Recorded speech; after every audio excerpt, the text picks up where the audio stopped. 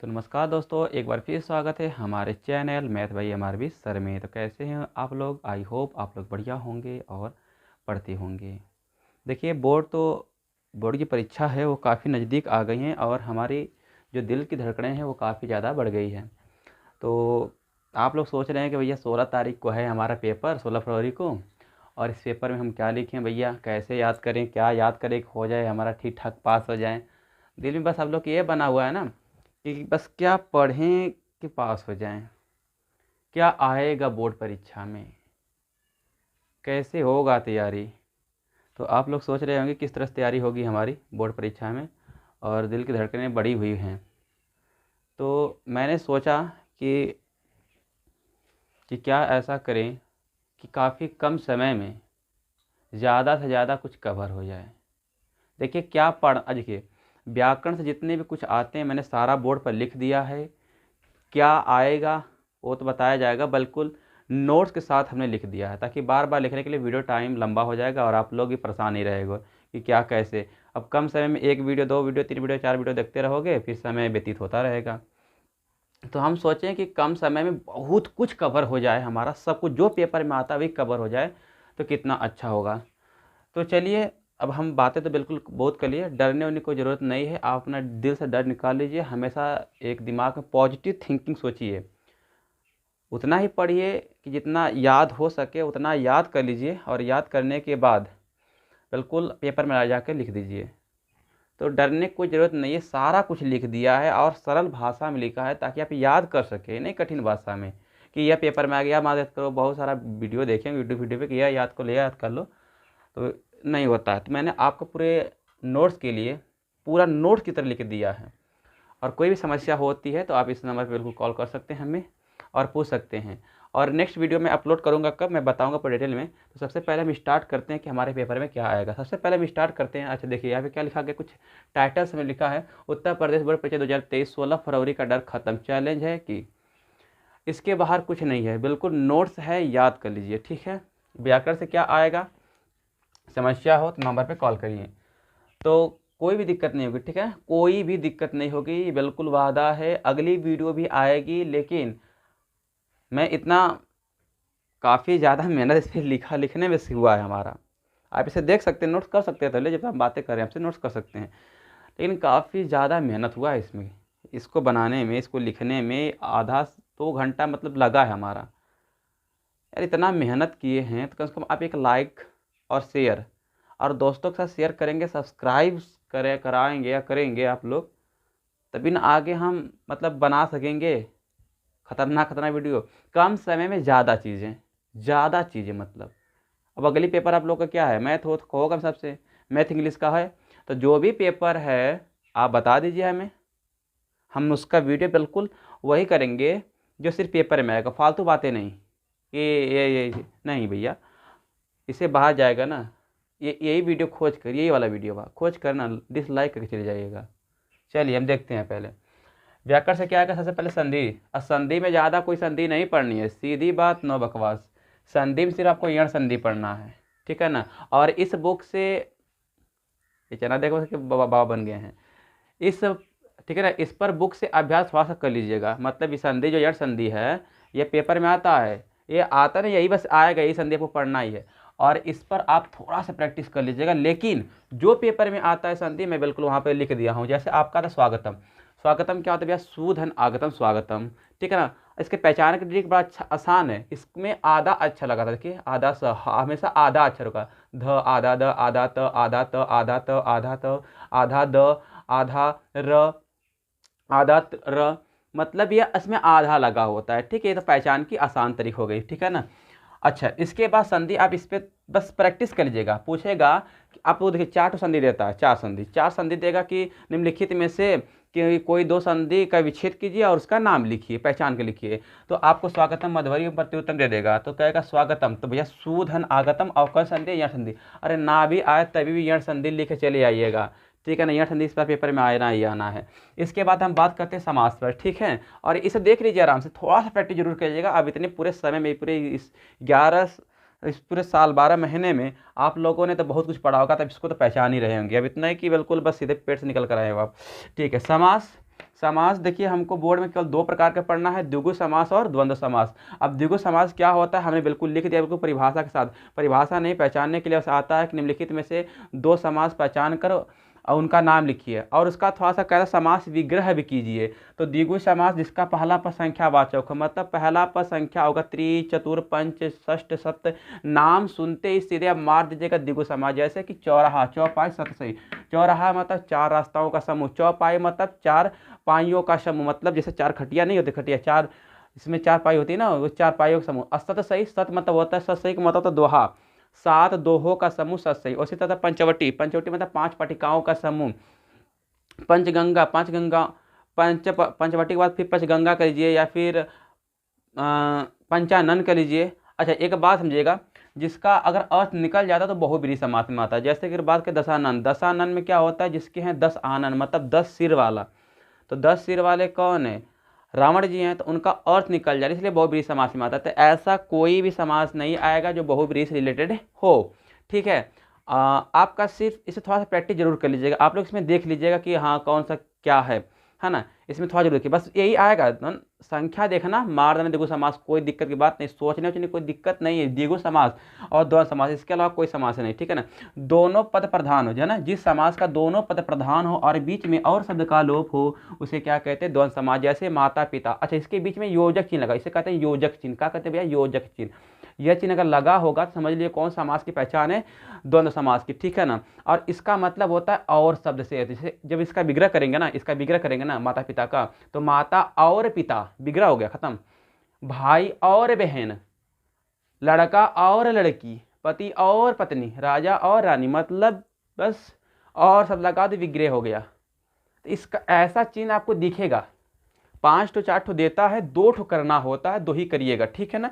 अच्छा इसकी आसान पहचान का तरीके, एक दूसरे के विलोम भी होते हैं, बड़ी आसान चीज़ है यार। देखो माता का उल्टा पिता, भाई का उल्टा बहन, लड़का का उल्टा लड़की, पति का उल्टा पत्नी, रानी का उल्टा राजा का उल्टा रानी, मतलब बस एक दूसरे को उल्टा। जैसे पाप पुण्य हो गया तो पाप का उल्टा क्या होगा, पुण्य। सिर्फ इनके बीच एक दूसरे को उल्टे होंगे, बस उल्टा, ठीक है ना। तो समास क्लियर हो गया। और ये सब 3 से 4 नंबर का, 3-3 नंबर में आते हैं, 3-3 नंबर, मैक्सिमम 3 से 2 नंबर में आते हैं, ज़्यादा नहीं, ठीक है ना। लेकिन सारा कवर है, सारा का सारा मतलब आपको पूरा, कोई इसके अलावा पढ़ने की जरूरत नहीं है, ठीक है ना। अब पढ़ने की जरूरत भी तो उनको नहीं होनी चाहिए, ठीक है ना। अब सीधे पेपर में क्या, इसमें पढ़ने समय नहीं है, रिवीजन करिए, जितना हम लिखा दिए उतने बस याद करिए, है ना। आप डर निकाल दीजिए बिल्कुल। करुण रस, अब करुण रस देखिए, 2 तरह का रस पढ़ना, सॉरी रस, रस में आपको 2 तरह का रस पढ़ना है, करुण रस और हास्य रस। करुण रस भैया क्या होता है, करुण रस जो स्थायी भाव होता है वो शोक होता है, और जहाँ किसी प्रिय व्यक्ति या वस्तु को बिछड़ना हो पड़ता है ना, पिछड़ना पड़ता है, वहाँ कौन होता है, करुण रस। मतलब जैसे हमारा बहुत प्रिय है, जैसे हमारे बोर्ड है, जब मेरा बोर्ड किसी ने तोड़ ताड़ दिया, ये मेरी प्रिय वस्तु थी, अब तोड़ दिया तो मुझे दुख होगा कि नहीं होगा, तो मन में जो दुख आता उसी को हम कहते हैं करुण। इससे मेरा बड़ा लगाव था, इसको तोड़ दिया जिसने, तो मेरा तो दुख है कि नहीं आएगा, तो वस्तु से बिछड़ गए हैं, तो इसीलिए क्या होता है वहाँ पे कौरस। अब इसका उदाहरण पेपर में क्या आता है, कौरस 2 रस देता है, इसमें से दोनों रस यही आएंगे। अब इसमें से कोई एक लिखना पड़ेगा, तो आपको भैया जो याद हो जाए वही कर लीजिए, वैसे तो दोनों याद हो जाएंगे, आसान तो है, क्या दिक्कत इसमें, और उदाहरण सहित लिखना होता है, ठीक है।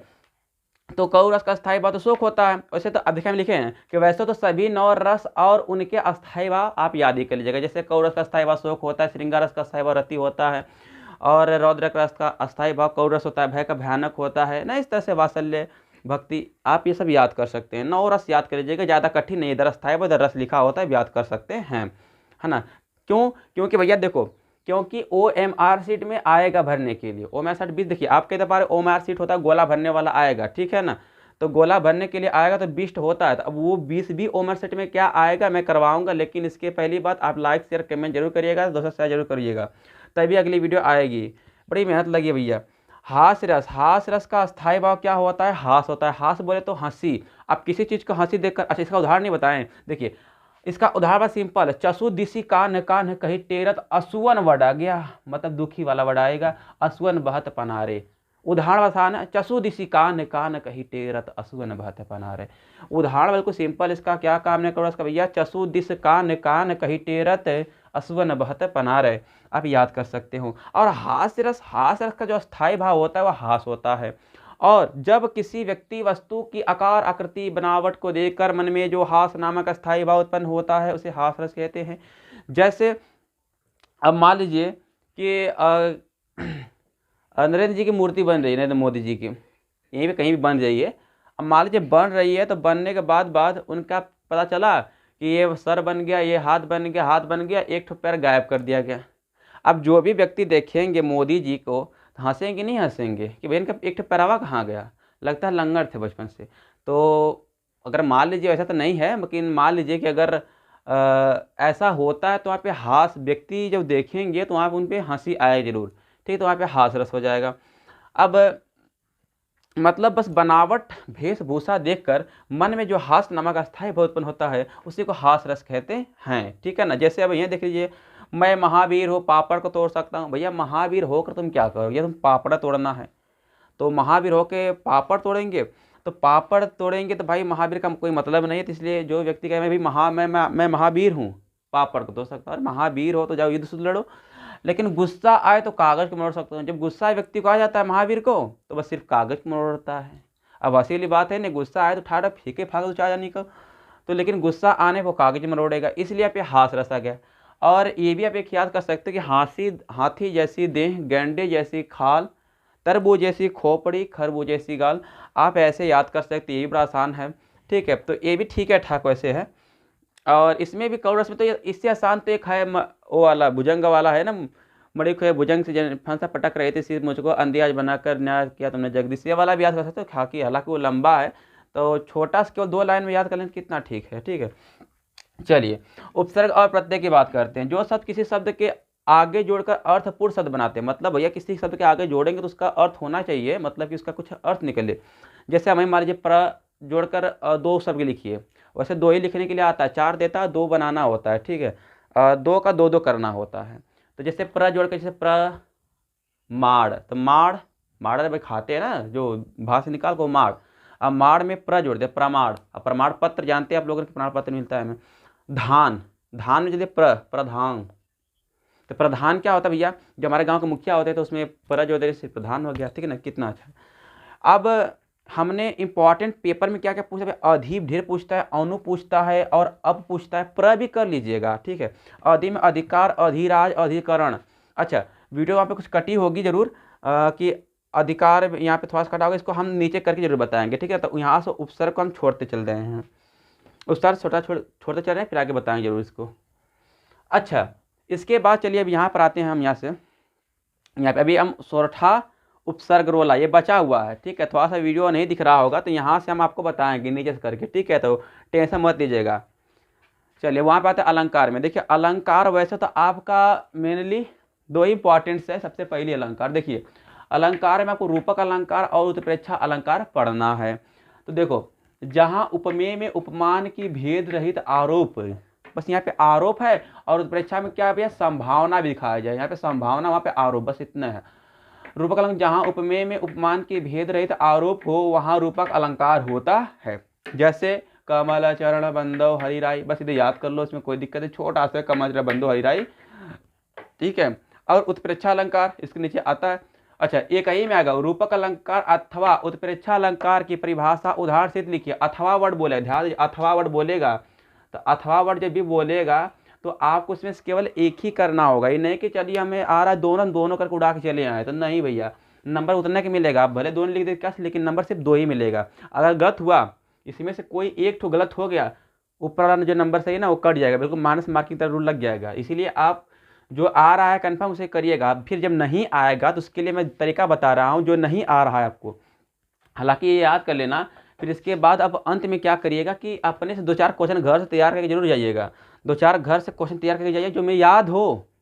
2-4 क्वेश्चन ऐसा सामाजिक विज्ञान वाले करते हैं सब, 2-4 क्वेश्चन याद हो, उसी क्वेश्चन को अपने से लिखो हेडिंग मारकर और उसका आंसर लिखो। लेकिन एक चीज़ का ख्याल रखना चाहिए कि ब्लैंक ना छूटे। ब्लैंक का मतलब समझ पा रहे हो हमारी बात को, हम क्या कहना चाह रहे हैं। ब्लैंक का मतलब जैसे हो गया कि चलिए भैया हम लिखते हैं कि जीवन परिचय, अब जीवन परिचय हेडिंग डाल लिए तुम, अब इसके इतना नीचे लाइन छोड़ दिए, फिर यहाँ से डाल दिए फिर लिख दिए कि क्या नाम है कि हमें कविता लिखना, अब ये लाइन फिर छोड़ दिए, तो एग्जामिनर तुम्हें भैया फील करने तुमको चूकेगा नहीं, ये काटता चला जाएगा। इसलिए जो नहीं आ रहा है आप उसको बना कर लिखेंगे, भाई गलत से कुछ भी लिखो अंड का बंड उसमें, हालांकि सही लिखना है, लेकिन हम बता रहे हैं जो व्यक्ति थोड़ा सा बहुत प्रकार के लोग देख रहे हैं ना वीडियो को, इसलिए कर रहे हैं। तो जिनको मान लीजिए समस्या है कि नहीं आ पा रहा है भैया, तुम करें क्या, तो जो आ रहा है आपको उसी को लिखो, और जो जो आ लाइन मत छोड़, कितना लाइन छोड़ दें फिर यहाँ से करें, फिर इतना लाइन छोड़ दें, फिर यहाँ से यहाँ लाइन छोड़ दें, ऐसा कदापि नहीं करना है, ठीक है। तो ऐसा करने से फिर ज़्यादा नंबर आपका कटने की चांसेस बन जाती है। तो चलिए, तो नंबर मत छोड़ना, ठीक है। ब्लैंक, रूपक अलंकार, उत्प्रेक्षा अलंकार भैया, उत्प्रेक्षा अलंकार जहाँ पर उपमेय में उपमान की संभावना व्यक्त की जाए वहाँ पर उत्प्रेक्षा अलंकार होता है। आसान शब्दों में लिखा है हरि मुख मनहु मयंक, बस हो गया उत्प्रेक्षा अलंकार उदाहरण। आप बढ़िया बढ़िया याद करे होंगे भैया। देखिए पहचान होता है मनु मानु मनहु जनु जानू जनहु, मनु मानु मनहु जनु जानू जनहु। हालांकि तो 12 वालों के लिए भाई पहचानने के लिए आता है कि हरि मुख मनहु मयंक में कौन सा अलंकार तो पहचानिए, लेकिन 10 वालों को ऐसा नहीं करना है। क्लास 10 का वीडियो बन रहा है, हालांकि टाइटल में नहीं लिखे हैं लेकिन बन रहा है। तो देखिए भैया ये तो आएगा। अच्छा, इसके अलावा तत्सम तद्भव आएगा। तो तत्सम तद्भव ध्यान दीजिए थोड़ा सा। तत्सम तद्भव आपका मेन तो हमने जहाँ तक बोर्ड में देखा है तो दूध, कबूतर, गोबर और क्षीर, खेत इतना पड़ता है। लेकिन एक काम करेंगे, इस पर थोड़ा सा विद्या की मदद से, यानी विद्या क्वेश्चन जो बैंक है इससे अभ्यास आप जरूर कर लीजिएगा, थोड़ा जरूर करने का प्रयास करिएगा। जैसे दूध का क्या होगा भैया, दुग्ध होगा। कबूतर का होता है कपोत, गोबर का होता है गोविष्ठा। इधर बोर्ड पूछा, कई बार पूछा हुआ प्रश्न ये गोबर वाला, लगता है पसंद है उसको। क्षीर, अब देखिए भाई क्षीर का होता है खीर, और से क्षेत्र क्या होता है खेत, ठीक है। तो ये भी काफ़ी पूछा हुआ है, तो लेकिन ध्यान दीजिएगा थोड़ा सा, इस पर आपको प्रैक्टिस जरूर करना है। अच्छा, इसके बाद आपको रूप याद करना पड़ेगा। रूप में ध्यान दीजिएगा, आपको नदी और गुरु का रूप याद होना चाहिए, पक्का पक्का। इसमें से आप दोनों, हालांकि ये याद हो नहीं हो, लेकिन नदी का रूप याद होना चाहिए भैया। नदी नदी नदी नदी नदी नद्याभ्याम, जो भी पंचमी से लेकर षष्ठी संबोधन तक याद करिएगा। पूछता है कि नदी का पंचमी व्यक्ति लिखिए, तो पंचमी व्यक्ति आप देखिए भैया, नदी मतलब विभक्ति पंचमी, एक वचन, द्विवचन, बहुवचन। आपको याद रहेगा तो आप लिखेंगे, नहीं याद रहेगा जैसे बैठे हुए से बैठे रहोगे आप, इसमें कौन सी नई बात है ना। उसे बनाने का प्रयास जरूर करो कि बनाए क्या लिखें अपने से, ठीक है। हाँ, तो जो क्वेश्चन याद करके गए वही क्वेश्चन बना कर लिख दीजिएगा। अच्छा, इसके बाद स्वप्रथित खंड काव्य गाजीपुर वालों के लिए मुक्ति दूत के आधार पर गांधी जी का चरित्र करना होता है, ठीक है। अब देखिए, वैसे तो जो आजमगढ़ में हो गया, जैसे हम लोग 12वीं में हैं तो आजमगढ़ से हैं, तो आजमगढ़ में क्या है कि श्रवण कुमार का आता है, श्रवण कुमार का खंड काव्य। अब जो यहीं पे 12 वालों में मान लीजिए गाजीपुर से जो हैं बिलोंग करते हैं, गाजीपुर में जिनका स्कूल है, हालांकि वो कहीं से भी उनसे मतलब नहीं, उनका स्कूल किस जिले में वो मायने रखता है। स्कूल अगर उनका गाजीपुर में है तो गाजीपुर के हिसाब से अगर 12 में है तो त्यागपथी खंड काव्य याद करना होता है। हालांकि इस बार 5 से 6 नंबर में आएगा खंड काव्य, ठीक है। तो जो 10वीं वाले होंगे उनमें, हमें तो पता है गाजीपुर में, तो हालांकि इससे कुछ लोग ऑफलाइन जुड़े हुए हैं, तो गाजीपुर में कौन सा आता है, गांधी जी का आता है, ठीक है। तो गांधी जी का आप चरित्र चित्रण जरूर याद कर लीजिएगा, है ना। तो उनका सब कुछ याद कर लीजिएगा, जो कैसे टीचर जरूर बताए होंगे ना। तो आप जिस स्कूल में हो, या फिर विद्या क्वेश्चन बैंक, तो विद्या क्वेश्चन बैंक जरूर खोल कर देखिएगा, वहाँ पे लिखा था गाजीपुर, बरेली, रायबरेली, फिर प्रयागराज, यहाँ पे लिखा होता है हर जिला। तो कौन से जिले में कौन सा खंड का याद करना हो तो विद्या में लिखा होता है। तो आप यह काम जरूर कर लीजिएगा। 10 वालों के लिए तो हमें बता दीजिए गांधी जी का चरित्र याद करना पड़ेगा। अब चलिए हम बात करते हैं किताब से, ग्रामर से, बस इसके अलावा कुछ भी नहीं है। इसके अलावा कुछ भी आएगा तो इस वीडियो खोज के बस डिसलाइक करके चले जाना, और कुछ मत करना, बस खोज कर जाना। यहाँ से ज़्यादा बात नहीं करते हैं। जीवन परिचय, जीवन परिचय गद्य से देखिए, आचार्य रामचंद्र शुक्ल परंपरा चलता आ रहा है भैया, यही पक्का पक्का आता है और यही आएगा। हम 2-4 जीवन परिचय कि ये याद कर लो या तो ये वाला याद कर लो ना भैया, यही वाला ही आएगा। अब देखिए, पद से सूरदास जी का जन्म परिचय आता है, सूरदास जी का जीवन परिचय आता है भैया, सूरदास का मृत्यु, जन्म, कौन सी भाषा लिखी, रचना सचना, सब आपको याद होना चाहिए। तो 2 जन्म परिचय 5-5 नंबर का आता है, बिल्कुल दिल हरिया जाता है एकदम। अच्छा, इसके बाद आप चलिए इधर से हम आते हैं। अब देखिए कौन से संस्कृत में कौन से पाठ को याद करना पड़ेगा। सबसे पहले तो आपको गद्यांश देगा। अब गद्यांश देता है ऐसे क ख ग के 4 पाठ दे देता है, एक गद्यांश देता है, पद्यांश देता है। उसमें से 2 गद्यांश देगा, एक ठो करना होता है। हमें तो पता भैया सबसे ज़्यादा। अब भाई लल्ला मुल्ला नियर कहाँ गया हमारा, ये कहाँ गया, आचार्य रामचंद्र शुक्ल। 16वां प्रश्न हम देखते हैं। आचार्य रामचंद्र शुक्ल की मित्रता पाठ बस पढ़ ले, क्योंकि गद्यांश वहीं से आता है। अगर आप पढ़ेंगे तो पैसे पता चलेगा कि इससे जो मनुष्य हो कच्ची मिट्टी की मूर्ति के समान है, उससे चाहे तो जिस रूप में ढाला जा सकता है, चाहे तो राक्षस बनावे, चाहे तो भैया इंसान बना, चाहे देवता, चाहे दानव को जी बनावे, लेकिन बनावेंगे। तो वहाँ पे आता है। तो उससे पढ़ने से बस सिर्फ ये मालूम चलता है कि भैया ये किस चैप्टर से आया है, हुए किस चैप्टर से आया हुआ है। अगर आपको चैप्टर ही मालूम चल जाएगा कि यार ये तो मित्रता वाले पार्ट से आया हुआ है, जब मित्रता वाले पार्ट से आया हुआ है तो आप संदर्भ क्लियर कर लेंगे।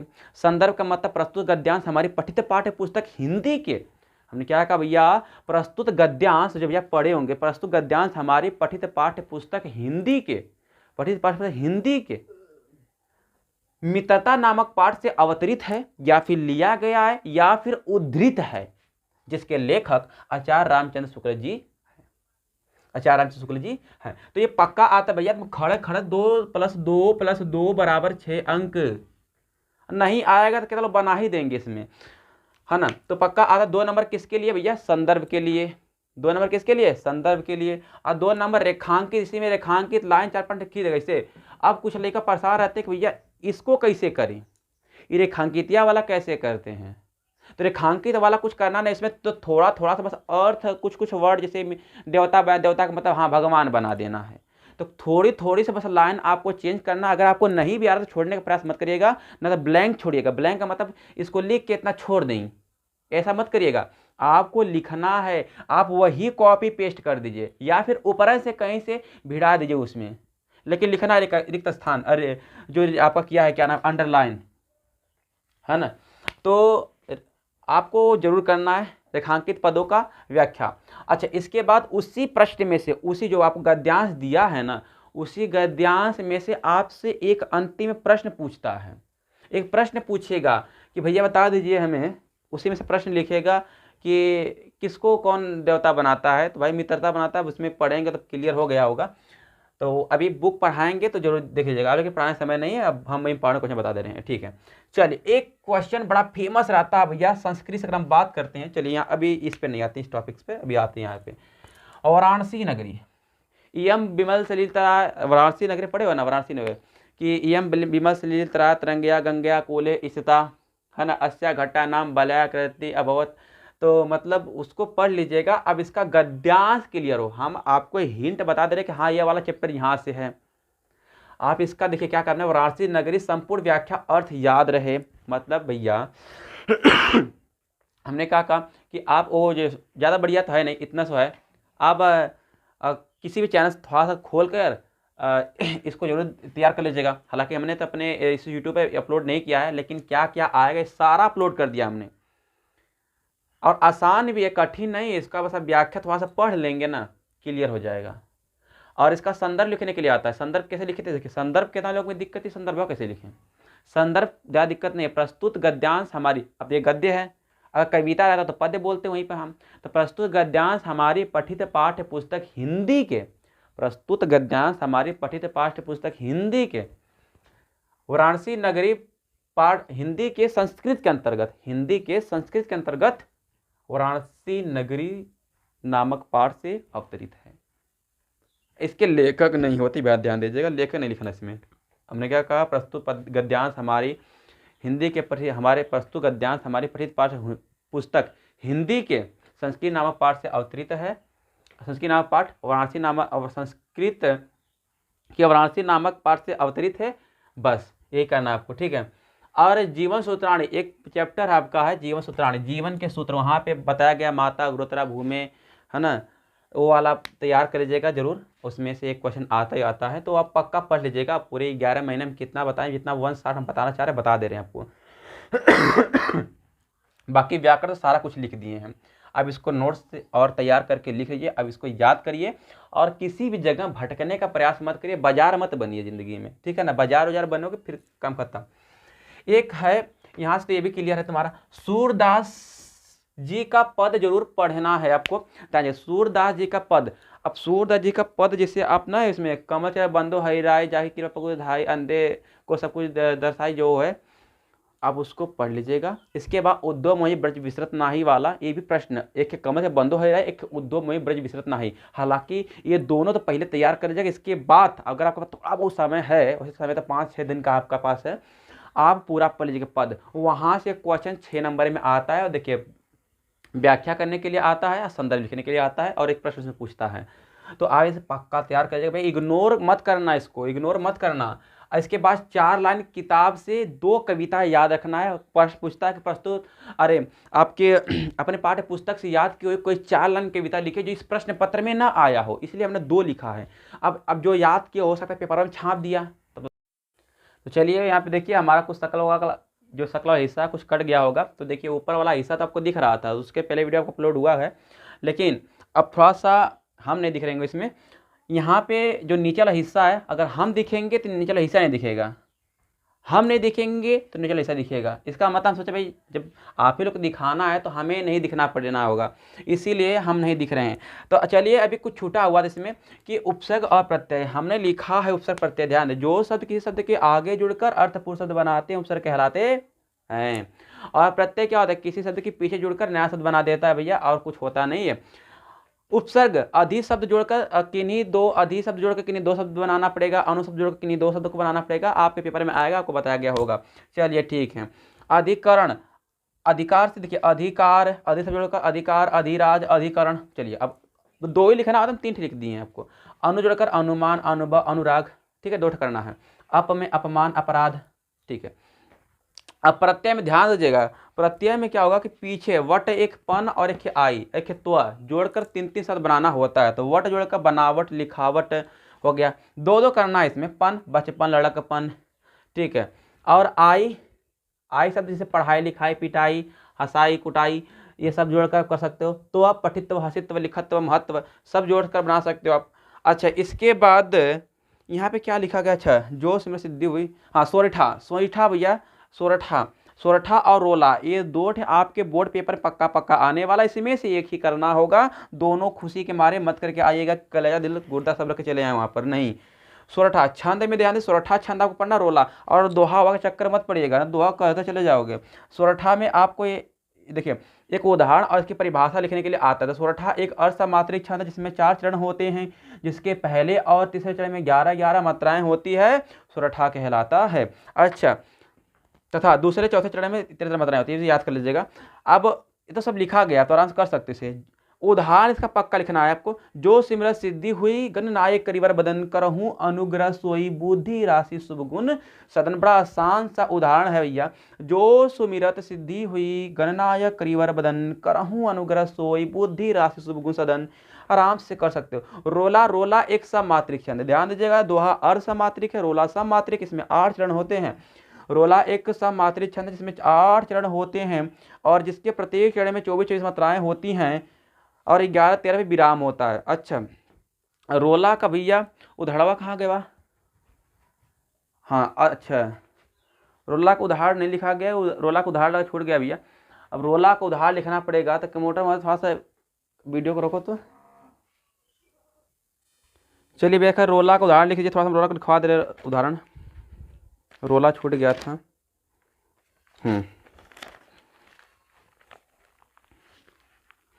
उदाहरण से लिखवा दे रहे हैं, थोड़ा छोटा लिखवाना चाह रहे हैं, इसमें लिख ले भैया। जीती जाती हुई जिन्होंने भारत बाजी, चलिए हम बोल दे रहे हैं, आप लिख लीजिएगा, बिल्कुल हम बोल दे रहे हैं, आप लिख लीजिए। अब इसमें लिखें क्या अपना, लिखिए जीती जाती हुई जिन्होंने भारत बाजी। अब यहाँ से फुल स्टॉप देख कर नेक्स्ट टाइम लिखिए, निज बल से बलमेट विधर्मी मुगल कुराजी, निज बल से बलमेट विधर्मी मुगल कुराजी। अब देखिए दूसरी लाइन लिखिए, जिनके आगे ठहर सके जंगी न जहाजी, जिनके आगे ठहर सके जंगी न जहाजी, हैं वही प्रसिद्ध छत्रपति भूप शिवाजी, हैं ये वही प्रसिद्ध छत्रपति भूप शिवाजी। तो यही वाला से छूटा हुआ था उदाहरण इसका, तो आराम से उदाहरण इसका जरूर कर लीजिएगा। और वैसे आप केवल इसमें सोरठा याद कर लेते तो रोला याद की जरूरत नहीं है। तो कभी कभी ज़िंदगी में इस चांस थोड़ा सा दिल में बना रहता है कि कौन सा इसमें से आ जाएगा, तो अथवा कि दोनों ही आएंगे, तो इसमें आप याद कर लीजिए इसको, याद नहीं रहेगा तभी चलेगा, लेकिन याद कर लीजिएगा। तो बाकी सब कुछ क्लियर हो चुका है। और नेक्स्ट वीडियो के लिए ध्यान दीजिए, नेक्स्ट वीडियो के लिए आप लोग एक काम करिएगा कि लाइक शेयर कमेंट करना है, वीडियो को शेयर करना है, और यहाँ पे 100-200 के पास लाइक आपको पहुँचवाना आपकी ये काम है, और सब्सक्राइब दोस्तों के साथ शेयर करना है, और तभी अगला वीडियो बनाने का हम प्रयास करेंगे ज़रूर, ठीक है। और बहुत मेहनत का से लगी है ना, ये पूरा लिखना पड़ा, क्या क्या कैसे आएगा वो सब बनाना पड़ा। बस आपका रहेगा सिर्फ 20 नंबर का OMR सीट, जो कि हम करवाएंगे इसके नेक्स्ट वीडियो में। तो अगर वीडियो अच्छा लगा हो तो लाइक शेयर कमेंट जरूर करिएगा, ठीक है। हाँ तो ऊपर कर दिए, देख लीजिए सकलियाँ लिखा कुल नहीं दिख रहे हैं।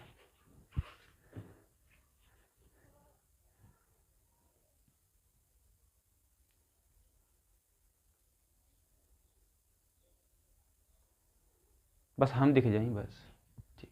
हाँ तो भैया देखिए, तो ये सब क्लियर आप लोग तैयार कर लीजिएगा, इसमें किंतु परंतु कोई बात नहीं है। और अच्छा लगा होगा तो वीडियो दोस्तों शेयर करेगा। कुछ मस्ती भी हुई, कुछ पढ़ाई भी हुई, आराम से कुछ कवर भी हुआ है। और ये सब यार जिनको मतलब डरे हुए हैं इस बोर्ड से, तो ये दिल निकाल दीजिए, डर निकाल दीजिए और इसको तैयार कर लीजिएगा। दिक्कत होगी तो यही चीज़ या ऐसे नहीं करना, आपको ऐसे करना, अगर दिक्कत होगी तब, ठीक है। तो बड़ा सोच समझ, क्योंकि यार 5 ईयर से सिर्फ हम यही बोर्ड करवाते हैं, 5 ईयर से 5 साल से हम यही बोर्ड करवाते हैं।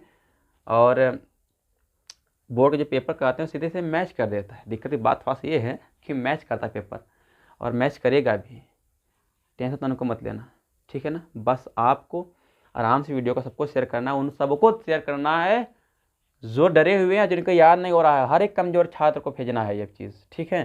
तो ये आपकी जिम्मेदारी है, आपको करना है, कोई फेल नहीं होगा। और अपने मन से हमेशा देखिए, नेगेटिव मत सोचना, हमेशा पॉजिटिव सोचना। नेगेटिव सोचने से क्या होता है यार कि ना, जो आएगा वो भी भूल जाओगे, इसलिए नेगेटिव मत सोचिएगा, हमेशा सोचना कि हमें पास होना है बस, ठीक है। तो आज के लिए इतना ही, बाकी मिलेंगे किसी नए वीडियो के साथ, किसी अच्छे से खासी वीडियो के साथ। और दिक्कत समस्या होगी तो इस नंबर कॉल कर सकते हैं, हमारा व्हाट्सएप नंबर है, आप इसको लिख कर अब से अपने में मोबाइल में सेव कर सकते हैं, ठीक है। धन्यवाद, बाकी नहीं मिलेंगे।